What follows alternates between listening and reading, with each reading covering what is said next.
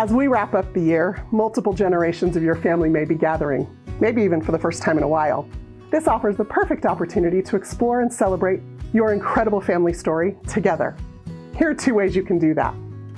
Find that old family photo album and leave it out on the coffee table. One of the kids might pick it up and give you the perfect opening to share a story.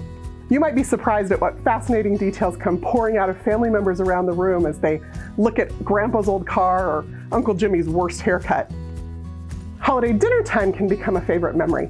Write down 5 or 10 conversation starters and scatter them around the table. Things like, do you know the story of how Grandma and Grandpa met? Or what's the craziest thing you did as a kid? Then, when there's a lull in the conversation or you need a distraction, invite someone to grab the question in front of them and read it out loud. When the night ends, take a few minutes to jot down some of the stories that were shared. You never know, that notebook of yours could become the next family heirloom. And that's genealogy in a minute.